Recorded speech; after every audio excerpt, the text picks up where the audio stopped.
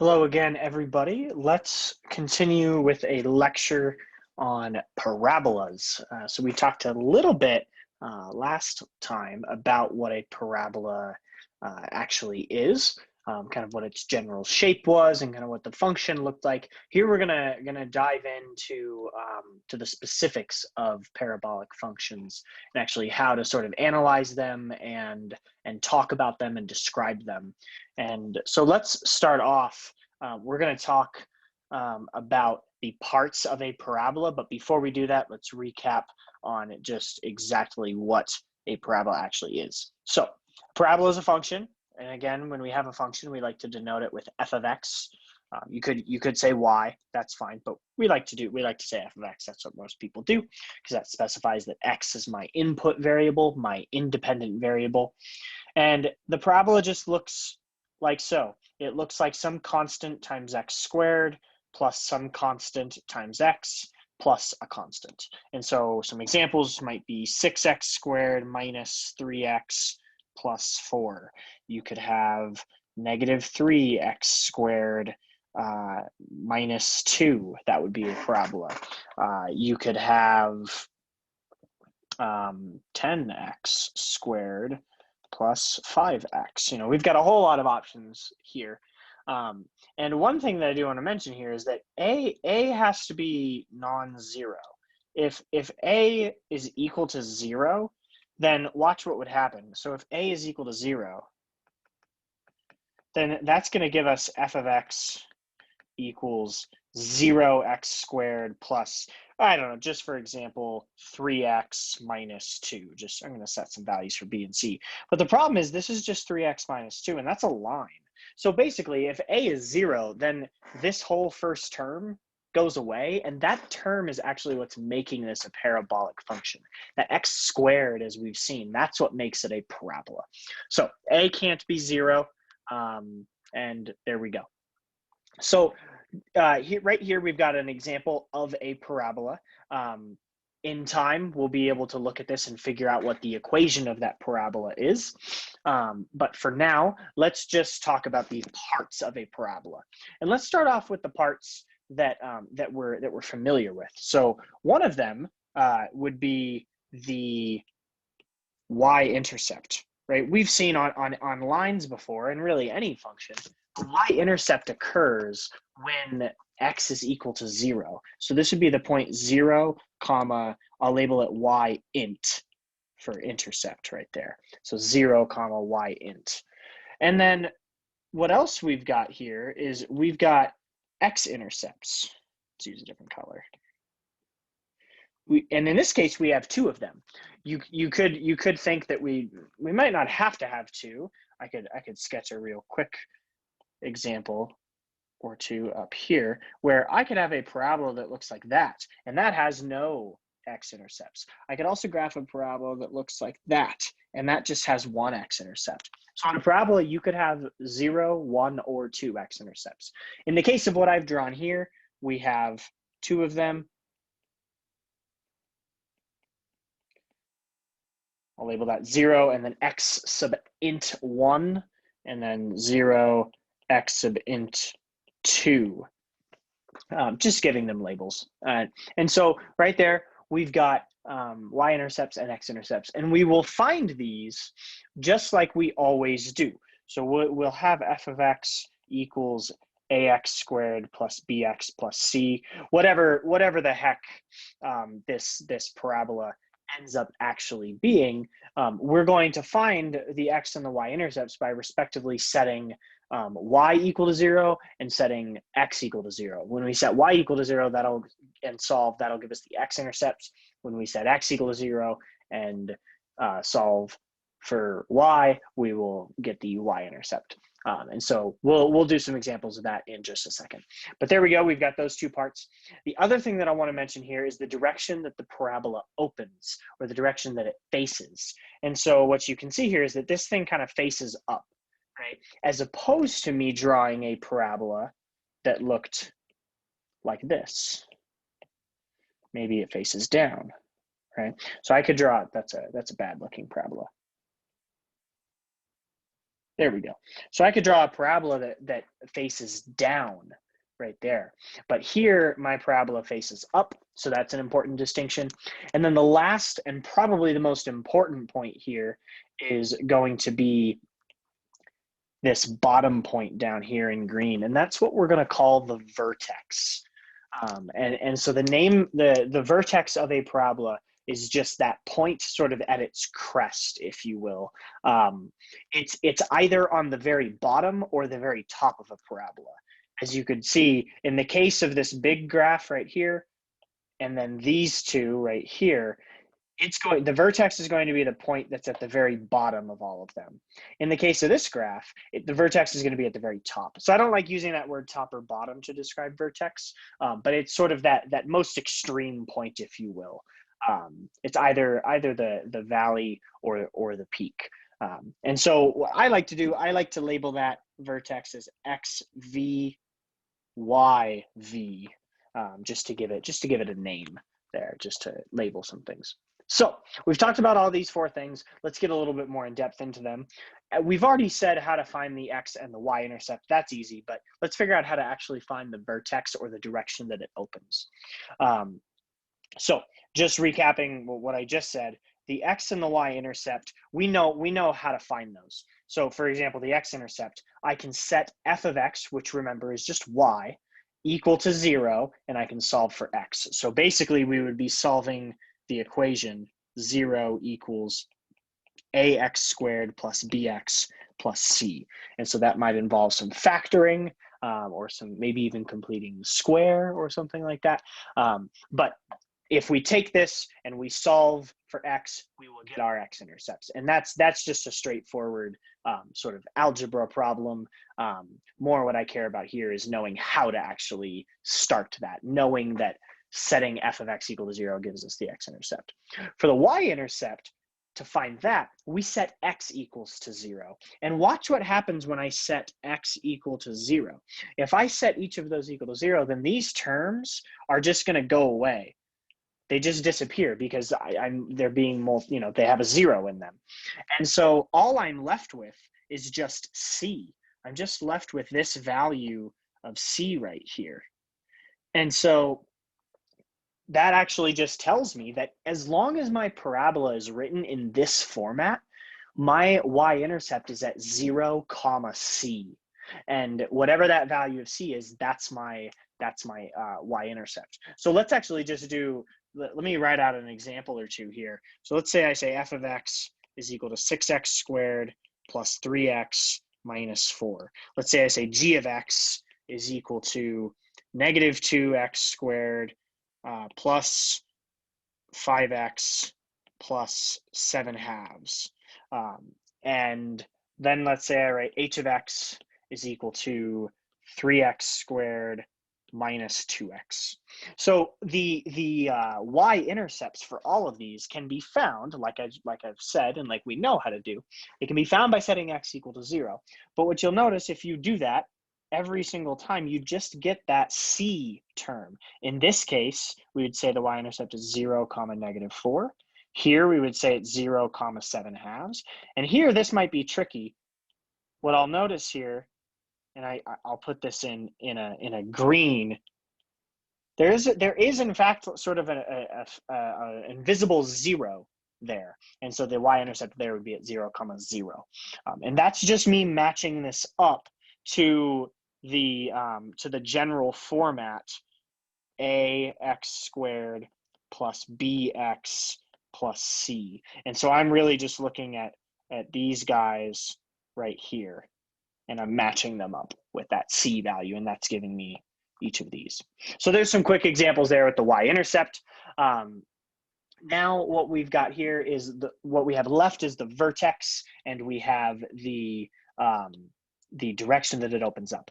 I'll start with the direction that it opens up because that's pretty simple. And it's just dependent on the value of A. And so if A is positive, then the direction it opens up is going to be upward. And I'll kind of sneak this in right here. All that means is that the parabola is going to look like that. And then if A is negative, that means that the parabola is going to open downward. which means it looks like that. And so that's very straightforward there. Nothing any more complex there. Looking at these examples here, we could include in here, let's do this in a different color. Give myself some space.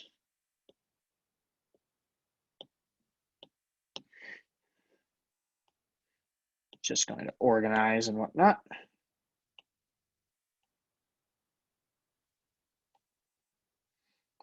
All right, so we would have this parabola would open upward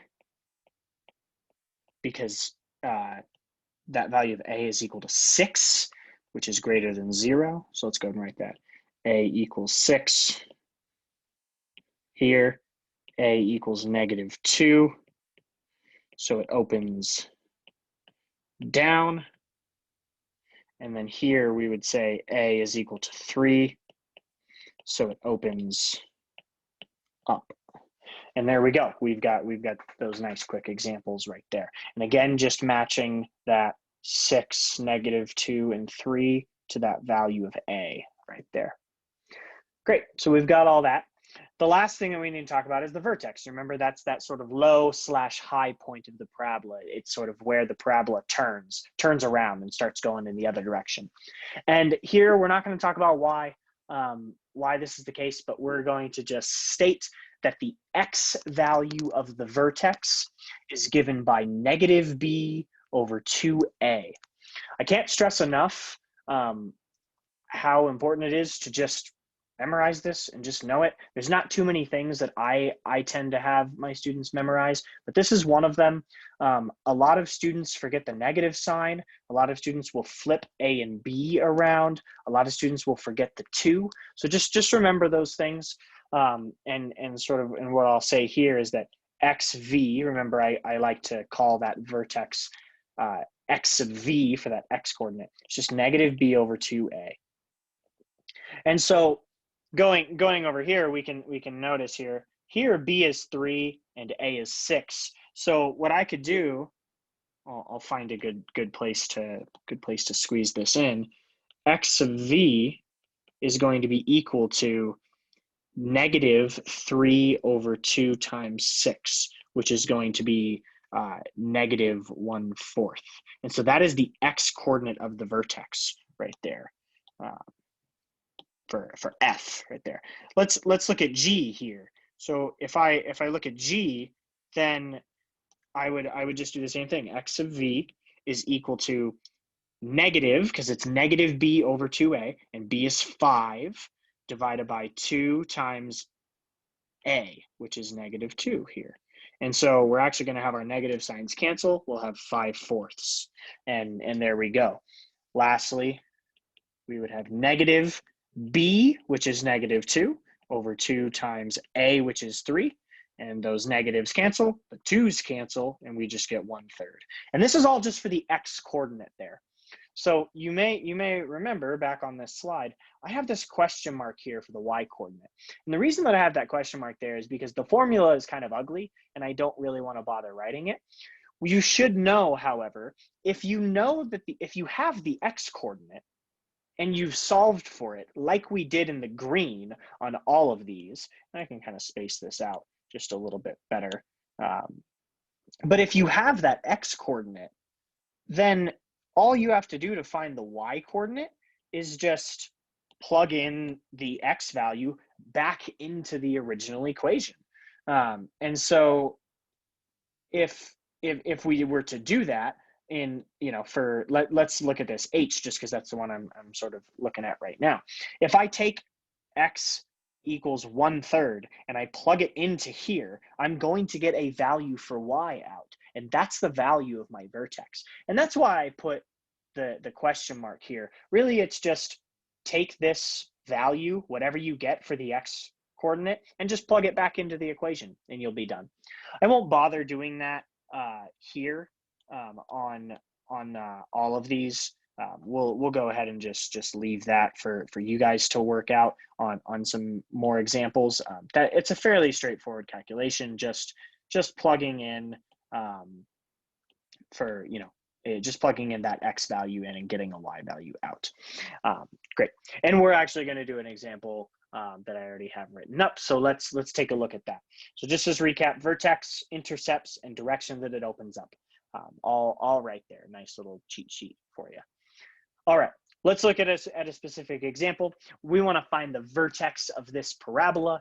While we're at it, we could talk about intercepts and what direction it opens up. So let's actually do that right off the bat. Let's notice that here A is equal to 3, and so that means that it's going to open up, because if A is equal to 3, that means it's positive.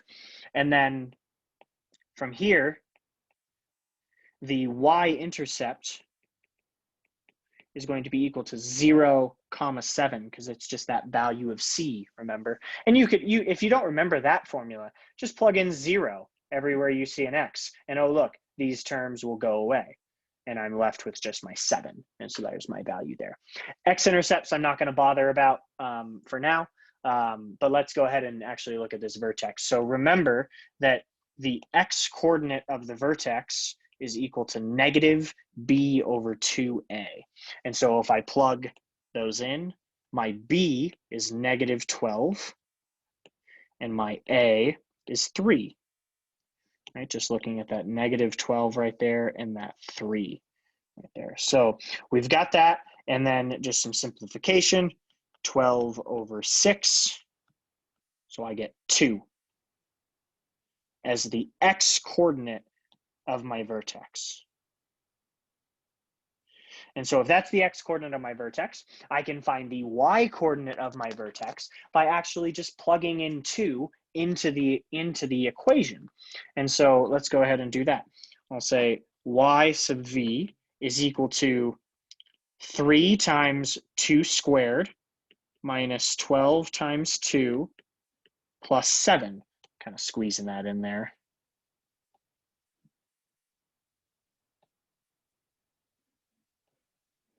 Give myself some space. There we go. So y sub v is 3 times 2 squared minus 12 times 2 plus 7. So that's 3 times 4 minus 24 plus 7. This is 12 minus 24 plus 7. And then if you just go through and add all these up, add and subtract them, you get negative 5. And so what we've got there now for our final all said and done answer for the vertex, we have 2, negative 5. And that's going to be that answer for the vertex right there. And that's great. So yeah, there is our vertex. Let's go ahead and do another example, and we'll talk about well, let's just talk about everything. So here we say y-intercept, but let's talk about everything. So first things first, a is equal to 1/4, so it opens up. And then here we have the y-intercept at 5 there, so y-int is equal to 0, 5. Again, don't just write 5. Remember that coordinate point. The y-intercept is a point, so we have to write that out. And let's just find the vertex while we're at it here. So x sub v is negative b over 2a. So negative b in this case is negative 1, and that's a little tricky here. There's sort of an imaginary 1 right there. So I have my negative 1 for my b, and my a is going to be 1/4. So if I do 2 times 1/4, that's going to give me 1/2, and the negatives will cancel up there. Now I have 1 divided by 1/2, and that's going to be equal to 2 right there. 1/2, 0.5 goes into 1 twice, so I get my 2 right there. And then for my y, v, for the y coordinate, I just take my x coordinate and I plug it in to the parabola. And I simplify down. 1/4 times 4 minus 2 plus 5 1/4 times 4 is 1 minus 2 plus 5. And if I do 1 minus 2 plus 5, I'm going to get 4 out. And there we go. So now my vertex would be at 2, comma 4. There we go. Great. We've got a vertex, we've got a y-intercept, we've got a direction that it opens up. And right there, that actually would be a lot. That would be kind of enough to actually graph. You couldn't do a very accurate, not a really accurate graph, but you could do a fairly quick sketch. Let's go ahead and do that really quickly. So let's look at let's go ahead and look at a graph here. I'll copy down some of this info. Copy, paste.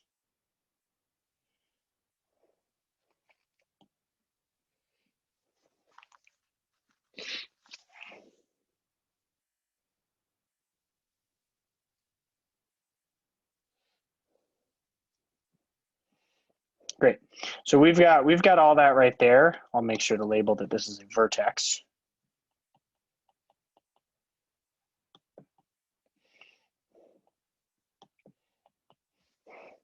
Let's change this blue color here. That's a little hard to read. There we go. Awesome. So if we're actually graphing this here, then what we're going to end up with, we have a vertex at 2, comma 4. Give me a sec there.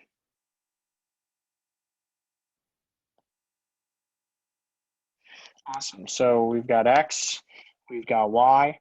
So let's go ahead and graph 2, comma 4. 3, 4, 5. Again, you don't have to put these tick marks, but I like to.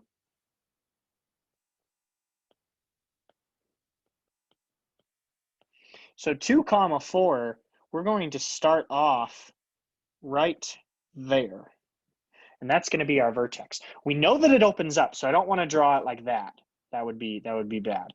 We want to make sure that we draw it up this way, right? But then I do know that the y-intercept is going to be at 5. And so this will look a little weird, but there's my y-intercept. And so really, I need to go like this. Here, let's do this in a different color. There we go. There's my 2 points. And so this won't look much like a parabola, but it in fact is. And let's just kind of mirror it on the other side here. You might be able to make an argument that because I'm at 2 here and 0 here, when I move 2 over, I go 1 up. Not really like slope, but just kind of a symmetry argument. You could say if I go 2 over, then I'm going 1 up. But I'm just kind of mirroring this. This looks like a pretty bad parabola, but again, it is just a very quick sketch. So there we go. We at least have a sense of where it is in the coordinate plane. So yeah, there's a good little quick graphing example right there. Let's finish off with just looking at the openings. And we could go through and we could do intercepts and vertices for all these. I'll leave that for you guys. Really, just what we're noticing here is that for f of x, a is equal to 3 right here. And so that's going to open upward. And then the trick here on B is not to just read off that first number and say, oh, A is 3, and so it opens up. A is always the coefficient that is attached to the x squared. Remember that general format that we have. We have ax squared plus bx plus c. It doesn't matter if I write it like c plus bx plus ax squared. It's still that a, the coefficient that's on x squared, that's what determines whether this opens up upward or not. And so here, where I looked at that 3, I want to look at this -2. And so we're going to say that this opens down. And there we go. And so that'd be how to look at the opening, which direction it opens up. and just sort of pointing out that you got to be careful in the order in which these terms might be written. And that's actually it on parabolas. So just going back to that main slide that had these 4 important things. We have the vertex, we have the y-intercept, we have some x-intercepts, and we have the direction that it opens up. And that's just kind of your main 4 things that we care about for a parabola. And with those, you can actually get a pretty good, accurate sketch there, of any parabola. So we'll call that the lecture, and I'll see you next time.